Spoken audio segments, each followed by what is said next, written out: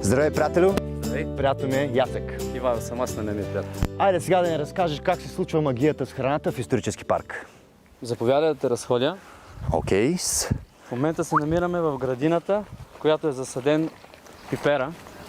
Така. Като в последствие този пипер се преработва на едно доста типично и вкусно българско ястие. Това е лютеница.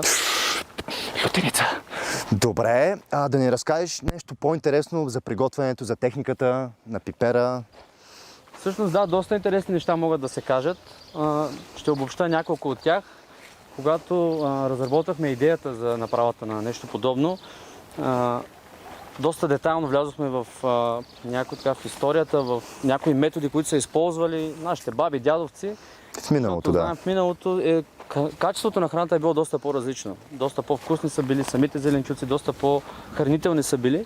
В днешно време малко изместен фокуса повече към производство, отколкото към качество. Определено. И то е заради използването на определени методи. Това, което ние сме селекционирали като методи, някои от нещата са, примерно, поливаме с топла вода. С топла вода? Само с топла вода, да. А къде я стоплете? Как я стоплете тази вода? По какъв начин? Ами как в големи цистерни събираме вода от кладенци, оставяме да престои известно време и след това поливаме пипера с нея. Самите растения след това стават много по-здрави, нямат нужда от не ги да падат вредители, нямат нужда да се пръскат толкова или въобще. И качеството на храната след това на самите чушки е съвсем различно. По-добра, разбира се, да. Биохрана става. Да, съвсем по-близо до природата. Това е по-природно насочено. Другото, което е може би по-интересно, ако се огледате, ще видите доста трева тук и там. Защо е това? Защото не използваме препарати против плевели. Доста ефтин метод е използването на препарати, спестява много усилия, много пари. Но е химия. Разбира се, унищожаваме почвата, унищожаваме живота около почвата, замърсяваме подпочвени води, което е много сериозен проблем въобще по света. Тук има жени, които само плевят пипера, на ръка всичко се случва и това позволява също той да расте много по-добре и качеството на продукцията да е много по-добро и на самата лютеница. Тоест те се занимават само с тази част, с този пипер? Да, поддържат полето сравнително чисто, доколкото може, нали? Да. Резултатите са повече добри. Гледам, че имаш оранжерии в тази част. Да. Там гледаме розови домати български, но смятам, че има и нещо много интересно, което мога да ти покажа вътре. Смятам, че ще ти хареса. Ти си човека. Давай да вървим натам.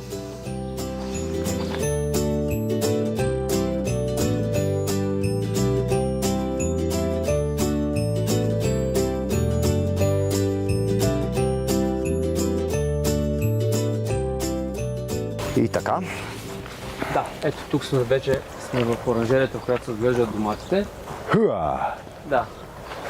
При доматите горе-долу нещата са сходни. Те отново се поливат с топла вода. Като цялата ни градина се полива с топла вода. Имаме някои растения, които ги засаждаме между доматите, които пазят от определени вредители. Това пак сме го намерили от книги, от стари практики и те работят. Което пак ни позволява да сме много защитени от вредители, да не използваме тези препарати, които по принцип се използват. Химиите, да. Химиите. И доматите растат прекрасно, както и останалата част от градината. Вкусовите качества са такива, каквито трябва да бъдат и както са били едно време. Пак отново споменавам думата био. Ами да, може би. Чист продукт. Чист продукт, както е било едно време. Едно време, както е било. Като може би е хубаво да вметна, че имаме едно много голямо предимство, което почти никъде не може да се срещне и това е следствие от практиките, които сме направили. Защо? Защото ние не използваме препарати. След като не използваме препарати, ние можем да си позволим нещо, което е много важно.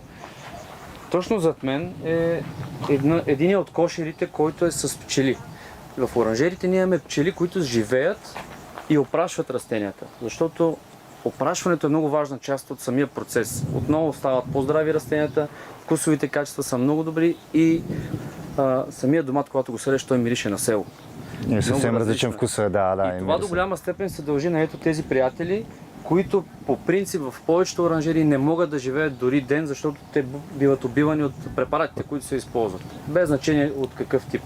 Трети път химията. Много искам да ти ги покажа, защото те са много готини. Добре. Има ли пчели? Пчеличка Майя има ли? Има много пчелички Майи. Ама да не вземе да изкочи някой дракон там. Няма да изкочи, няма да го пуснем да изкочи. Ето тук можеш да видиш колко са. Еха! Да.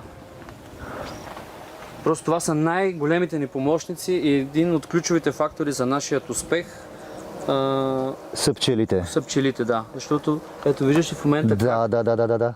колко много пърхат с криле, това защото е доста топло и те искат да охладят кошера. Прекрасни същества, прекрасни Прекрасни създания. наистина. Не можем без това е тях. най-доброто нещо, което може да си позволи един фермер. Стига да може да стигне до там да не използва препарати. В момента, в който не използва препарати, той може да има тези приятели в градината и нещата се сменят. Просто Съвет за абсолютно всички. да. Добре. Ставаме ги да си охлаждат кошерчето. Аз мога ли да се разходя в градината? Разбира се, давай. Добре, тръгвам. Бая голяма изглежда, да ти кажа. Тръгвам.